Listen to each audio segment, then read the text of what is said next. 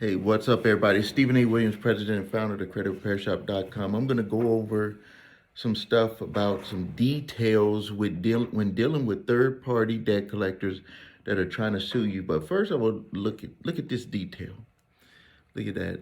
This was a gift that was given to me by my youngest daughter.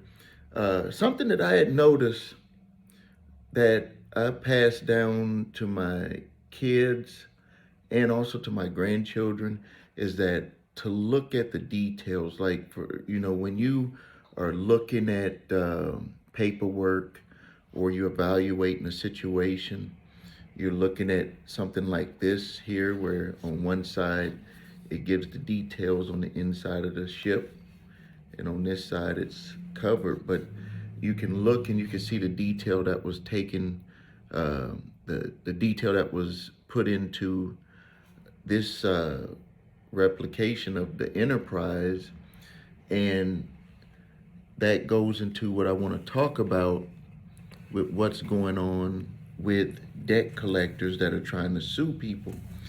And I've spoke on this before, but I want to keep speaking on this. And hello, debt collectors that are watching my channel, because I know that you are here. They are making documents to, and this is my own opinion, to fool the court by making the court believe that documents were produced by the original creditor.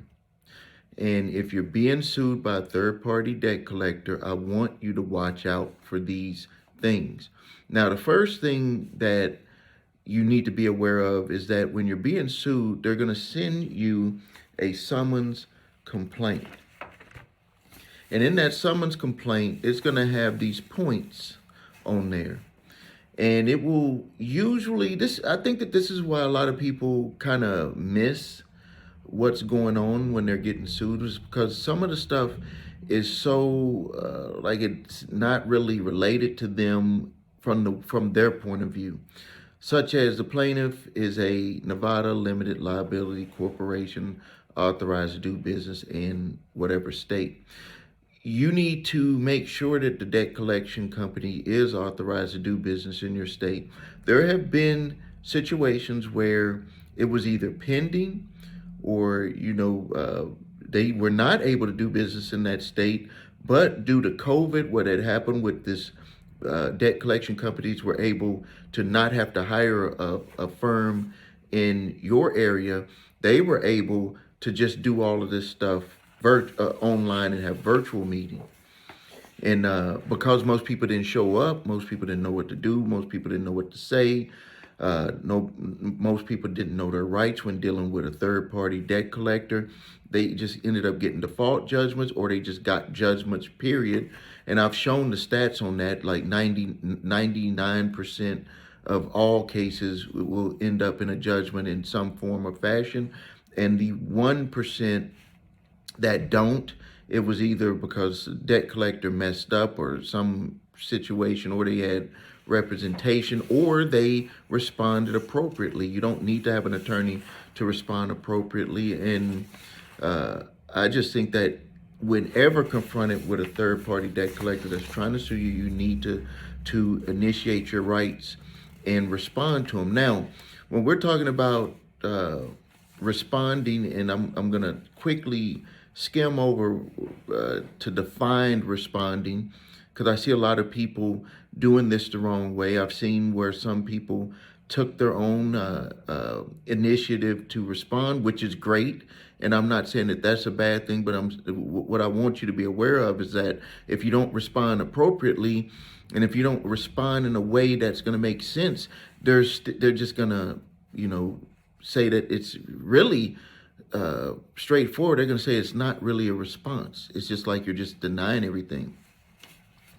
So if you don't do that, it's not going to work. And then the other thing is that we're gonna, I'm not going to forget, we're going to get into the documents on how they're kind of putting these documents together to make it look like the like the original creditor made the document. So first, let's just first look at to make sure everything is right. You need to make sure in your state the way that you have to be properly served, because some cases can be withdrawn due to improper service, but it varies from state to state. The next thing is you want to make sure that if you did a validation request at the beginning, this is not when you're in court. We're going to get into how you're going to be able to do that. I'm talking about doing a validation when you get that initial 30-day letter. You have a period of time to respond. And then, but a lot of people don't know that when you send that response, they have 5 days to respond back. And if they don't respond back with a full validation, they can't technically move forward. Or if they didn't respond, you have your documentation, and then when they try to sue you, you can actually put that into your response to have it dismissed because they violated the Fair Debt Collection Practices Act by not doing that verification or validation within 5 days. They got 5 days to do that. Now they might try to send something back and say, hey, we have a delay in the process or something like that, but they have 5 days to respond. I've actually seen cases that have been dismissed. They'll try to dismiss it without prejudice because they're going to want to come back. But if you ever find yourself in that situation, request that you have it dismissed with prejudice so they can't bring it back. So now let's get into what, and this is one here that was sent to me for review. So they're going to, have their points. It'll usually have the case number. Some of the times I'm finding on the documents that they don't have the case number, so you might have to look at your original document that they sent to you, and it'll have a case number on there. It'll be the from the court, a document from the court, and like on this one, it had the case number at the top.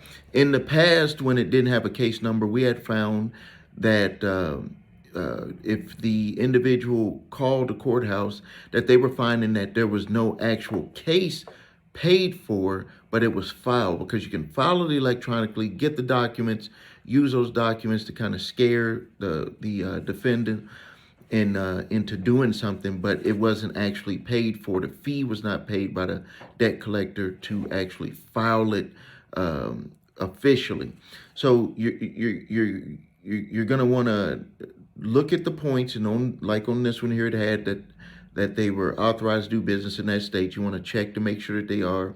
If it's pending, you can kind of say that you would like to have this delayed until pending. That could just be one of the points that you can put in there. You're basically going to be building an affirmative defense, but this is one of the responses that you could put in there.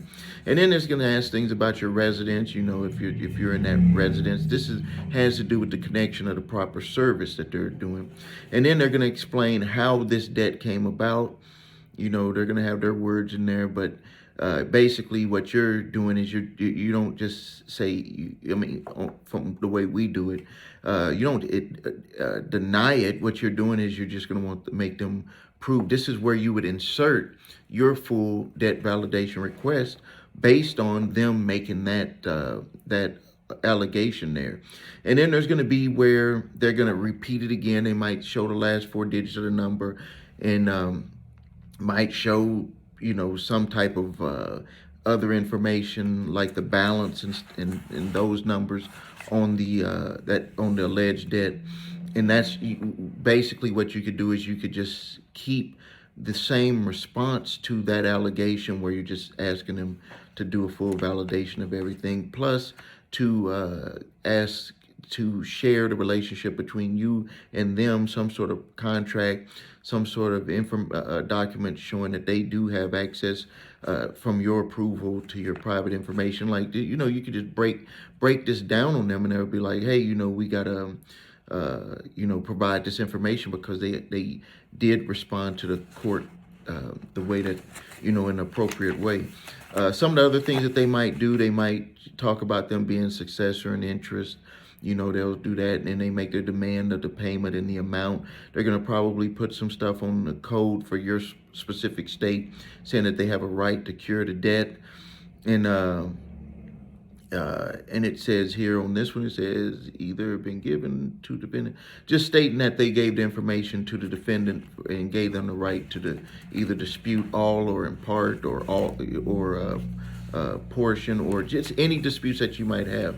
And then when you're putting together your defense, then what you do is you break down everything that they don't have, and things that you would request to be able to look at making a good educated decision on if you have to pay this debt. I mean, it's not just about saying you want to, it's not my debt.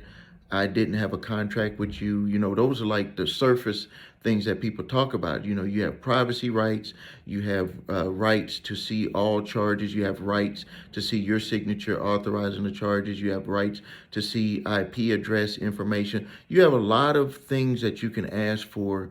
I'm not going to go into every one of them right here, but you have a lot of things that you can ask for that if you were to just go up and send a mail or email to the original creditor, they would be able to just punch a button and all of that information would come over to you. But because this is a third party organization that has purchased a debt, they're just basically buying a portfolio, showing the last four digits and a couple of statements, and they know the balance amount that they're carrying over. So now let's get into some of the supporting documents that they will start to put into here, and it's required to prove that they've as a paper trail on how they got the debt. And so when I first started doing this, they were not including these in all of them, and then they started stepping up their game.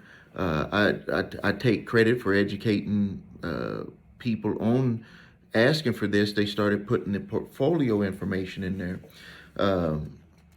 One that brought to mind one of the portfolio companies that bought auto debt and personal loan debt.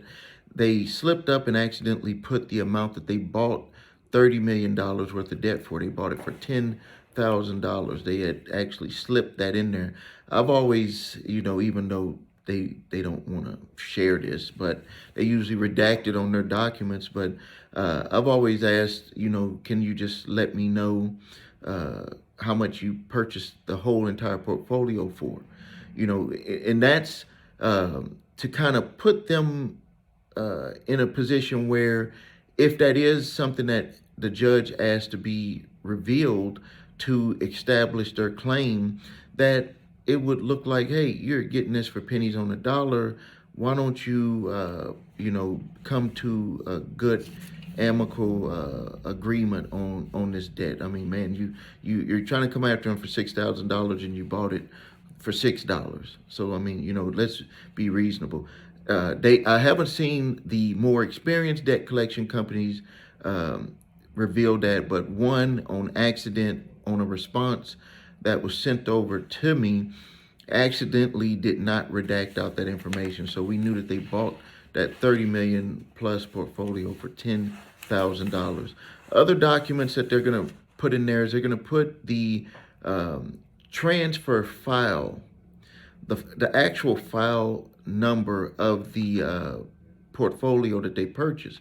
But there's a problem with that, and I'm always making everyone aware, is that they're not putting on that portfolio number. It doesn't show any name or alleged account number. So is this document even supporting anything? Other thing that they'll put is they'll put the entire batch on there. I want to show you how this looks. You can see how that is. When I first did, when I got sued by a credit card company, debt collector, from a card that I had when I was 18 years old in the military, that they claimed that I owed $4,500 on. And I was like, when I was in the military, I was making like $600 or $650 a month. Nobody gave me a card that had $4,500 on. And I simply just said in court that I don't know about this debt because I never had any card uh, for that amount of money. And what they had did is they had ballooned it up and came, years later in the 90s uh, after me for that. And I just went to court, stand up for my rights, and said that I don't recall this here. And I requested that they give me all of the information to prove the debt. And they gave, now this that I just showed you, they just had one sheet. They came with a stack like this, and it was all redacted. Now this was early. Uh, this is early in the game because this was the debt collection company, which is Roush, Hornick, and Stern. They're getting pretty big now, but they originated here in Wisconsin. Now I've seen them in a lot of states now, buying debt and doing this. But when I made that request, I guess not too many people had ever challenged, and they ended up sending attorney Roush to come to go against me with this. Like the attorney that was there before, he didn't know what to do. I probably could have asked for a dismissal. He was looking all over the room when I made this request, and then they asked for another hearing. And then when we had the hearing, he came with that big stack. And we ended up settling that debt, which at that time I did not know my rights out. This was way before the credit repair shop. But that debt was actually past the legal statute of limitations to be able to collect, and I would have been able to not even have to pay anything legally on that debt, which was, that's why you live and learn, and that's why it's important to work with people like me who have that experience, that will evaluate a situation and say, do we need to do these checks? Because there's always these doors that can open, and that was a lesson learned that I've transitioned out and gave that information out to thousands of people which from what I went through ended up helping them. So sometimes you go through things to be able to help other people, and that's what happened with me. So they sent that whole stack, and it was redacted. And what I had learned even with that is that it still did not have all of the information to really prove the debt. So even if it wasn't past the legal statute of limitation to collect, it didn't have the information. But this is what they do to fool the court by putting, well, this one here doesn't actually fool the court. It just stacks on like, hey, we got this, we got this, we got this. It's like building their case. But now this one here is one to actually fool the court. It says affidavit of indebtedness and ownership of account. I am an authorized representative for current owner, and it's the debt collector. It is not the original creditor.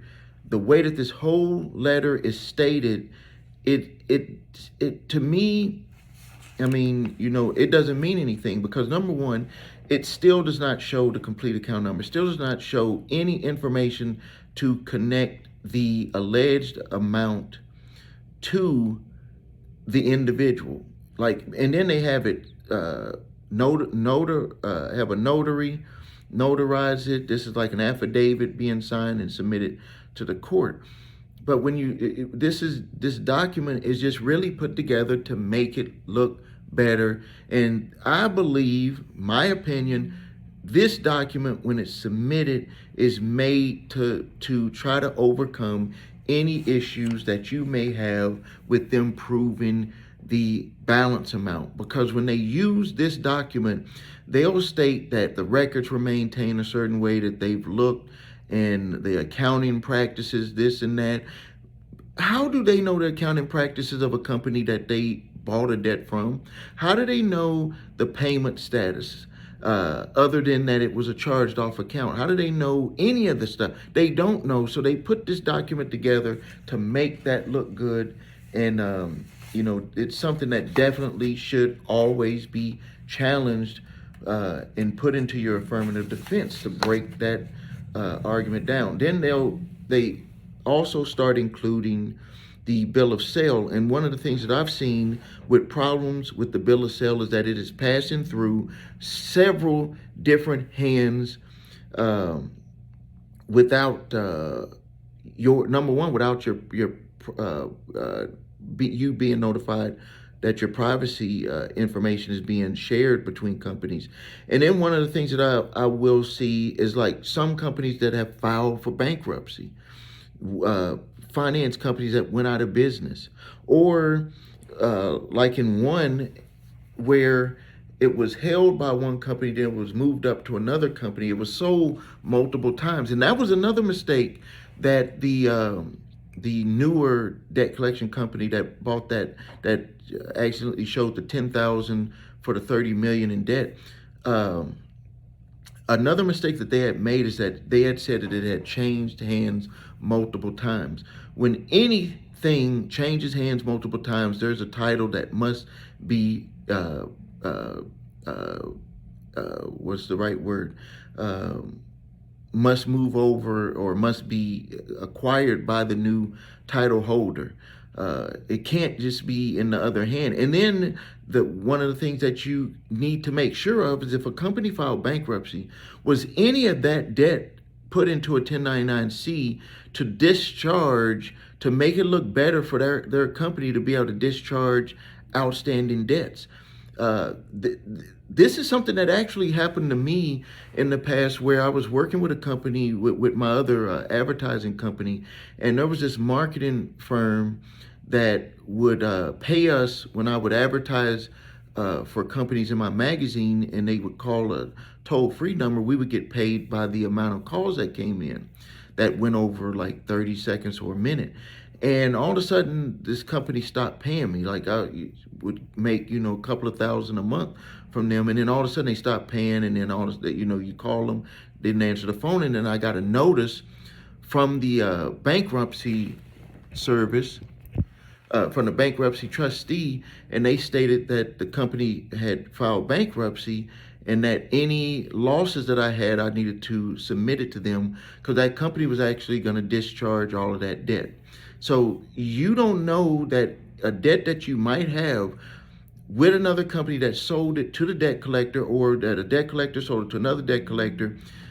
A 1099-C is very powerful for getting write-offs on income taxes. Like if a company says, hey, we didn't collect this amount of money from from a debt that we had out there that we own, they're able to write off 100% of that. I mean, I don't know if you know that. If you have a debt that was $6,000 and you didn't collect on it, you can send to the IRS and say, I canceled this debt and I want to write off 100% of it. And some people would say that then aren't they double dipping, because they're going to do 100% write off and then they're going to sell that debt to a debt collector, and you don't even know if the original creditor did it or a debt collector did it and another debt collector. When it's sold in multiple chains like that, you want to make sure. Like, these are things that when I was evaluating how do you fight back against third-party debt collectors, these are things that I'm pretty sure that if you brought this up with a judge, that they would make them get those answers. And some debt collectors, I'm not saying all, but some debt collectors are not gonna, they're gonna say, why would we sit here and deal with this individual when they're making solid requests that we can't even get answers on, and any one of these points can get this whole case dismissed. Why don't we just dismiss this and go to other people? We don't even want the people in the room that we're about to talk to even know about this information here. We don't want them to come to that person and say, well, what did you put in your response? Because I'm being sued the same way you are, but it seems like it's taking long, like you got a fight going and I don't have a fight going with them. So I just wanted to make you aware of that, just to make you aware of that. So if you need help with your credit, please visit us at thecreditrepairshop.com. Watch the video, What Makes a Difference, so you can see my 8-point validation process and my 2-phase settlement process. If you need your credit reports and scores, go to the website your3scores.com. If you want your FICO scores, I have a link to that too below this video. And you can get your complete FICO score to see what the car dealers, mortgage, credit card companies see. If you need help fighting a third-party debt collector, we can, get you some information on that. Link is below this video. And as always, my 3-pack of letters are available. I have an updated version that I'm charging for that has some adjustments made from the responses that we've been seeing. I think it's worth it. If your charge doesn't go through, you just need to call your bank and authorize a charge from the credit repair shop, and they'll let that go through. There's just a security feature that some banks are using, not on all, but if you try to process a charge, either sign up for service or to for any of the other services, and it doesn't go through, that would be the reason. And you just got to give them a call and say you authorize it. All right, thank you for your time. Make sure you subscribe to the channel, post your questions and comments. It's Stephen A. Williams, president and founder of thecreditrepairshop.com.